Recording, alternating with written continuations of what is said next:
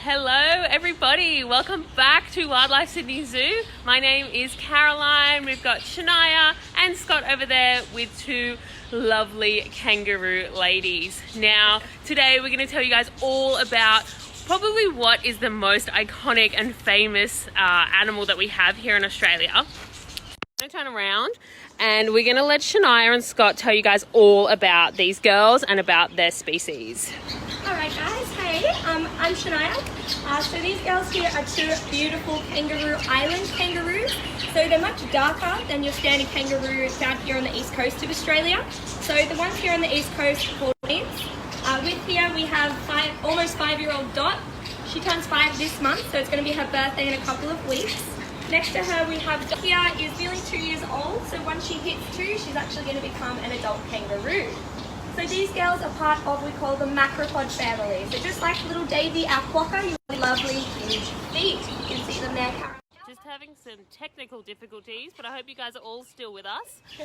She wants to show you all of her feet. Alright. So Dot here is a chocolate brown colour because she's found on Kangaroo Island. Kangaroo Island is actually off our south coast of South Australia, so it is quite cold down there for part of the year, and this species has adapted to be a little bit darker to try and keep themselves nice and warm through those cold days.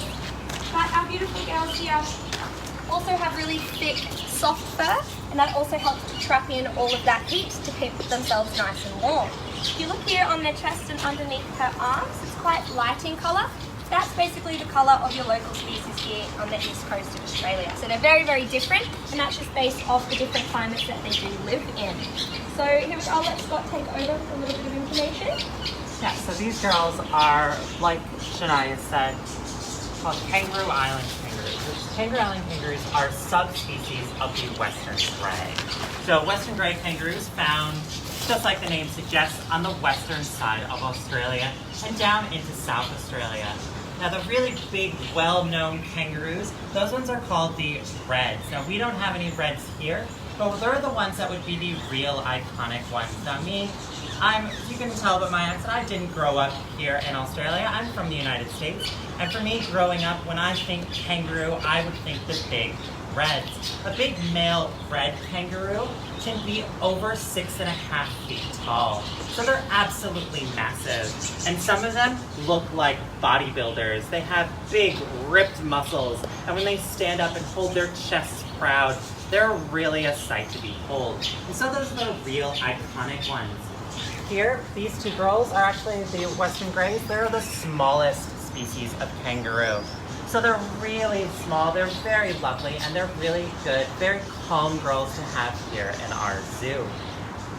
So guys, we are getting a few questions in, but if anybody does have questions, please feel free to write them down. We're going to try our best to answer as many as we can. But Shania, perhaps you can answer this question from Renee. She asked, how big are they when they're born? So when they're born, they're actually surprisingly tiny. So we were mentioning about the marsupials and how they have the pouch. So these kangaroos are probably the most famous animal to have that pouch. So when they're born, they're actually almost the size of a jelly bean. So about 2 or dust scoot.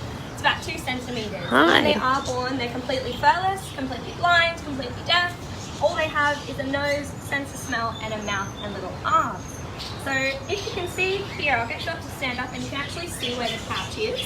And just keeping in mind, this little baby has to climb all the way from here to here. Just where Dust is Too many pointing. kangaroo faces in the way. Oh, it's perfect. There we go, guys. So that's her pouch, just there. 1 second, I'll get another piece of corn. So she sits up, she likes to watch where my fingers are going. One more time, Dot.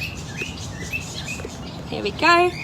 And then this is her pouch, just there. Can you see that, Caroline? Yeah, we can.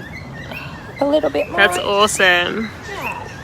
So very, very small in size, and that's because their pregnancy time is really, really short. So a pregnancy for any marsupial can range from just under a month to just over a month. So one of the shortest, I believe, is around 11 to 18 days. For these girls, it's around 35 to 38 days.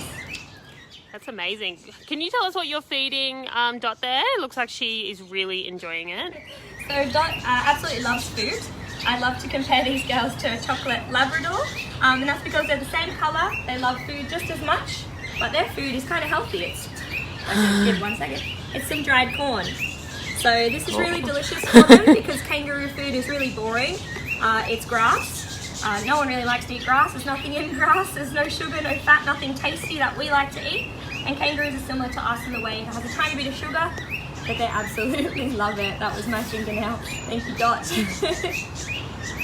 Awesome. So here at the zoo you'll find all of our trees, all of the tree roots, the bark, the leaves off these trees are all edible to us girls here, so everything is safe for them to eat if they do decide to eat it. You will find that Dusk here likes to eat our real life fence posts. So the fence posts are just... Head over to the fence post. There's one there that has been nibbled on. And when you catch her, she just kind of stares at you like, I've done something wrong. Just so everyone is aware, I'm sitting here trying to film and I got pooped on by a real life bird in Kangaroo Walkabout. This is Zookeeper Life. Welcome to the zoo. Lovely. All right. Let's see what else we've got here. Why do they stand on their back? So this might be a good opportunity for us to talk about boxing kangaroos, because I think everybody has heard of a boxing kangaroo before. Yeah, so it's why do they stand on their, kind of like they stand on their tail? Mm-hmm. So kangaroos, they, mostly when they're going to walk, they're going to have this kind of a hunched position. Now when a kangaroo needs to get itself up and make itself really big, and for the most part make itself intimidating, that kangaroo's going to lean back on this tail. These tails are really strong and incredibly muscular, so they can really support their weight. In fact, kangaroos, while they're really known for being able to hop and travel long distances, they need a little bit of a help and a little bit of assistance to go short distances. So they'll actually use that tail to scooch it forward and then help push themselves forward along the ground. Now that tail itself, also when they want to stand up and make themselves really tall, they push it firmly into the ground, and that's when they can lean back. And that's when you get the idea of and hear about the boxing kangaroo. So they'll use that position to make themselves tall, because that's when they're going to be an intimidating end to, when they want to have somebody that they kind of need to show off to. Have someone that maybe they're having a little bit of conflict out in the wild. They need to, particular males, need to show which one, who's in charge. So they'll lean back on that tail, and that's when they became known as a boxing kangaroo, because they'll get close to each other and they'll use their relatively short arms to push at each other in what looks like boxing. But really that's just for show. When a kangaroo really wants to, I guess, do some damage, it wouldn't use those arms, it would use those feet. They lean back on the tail and they would kick the feet out forward. And that is... Yeah, we'll get them to kind of stand up. You can see it then get nice and tall. Tripod shape that they make. Awesome. And imagine both feet off the floor into the opponent. So Dot just wants to cuddle my arm and eat the corn in my hands. So just imagine it a lot scarier looking. Generally what a boxing kangaroo looks like. Now guys, these lovely ladies are pretty comfortable around you guys. Do you guys want to tell us a little bit about why they're such calm natured, and whether or not they would be like that if they were in the wild? So because these girls are actually on an island, they are called the Kangaroo Island Kangaroo. Being separated on that island for so long, they've actually become a slower moving species because there's no natural predators found on that island. So there's no dingoes, there's no crocodiles, there's nothing trying to eat them 24/7. And so because of that, they're actually a lot less skittish, say, than other species such as your Eastern Grey Kangaroo.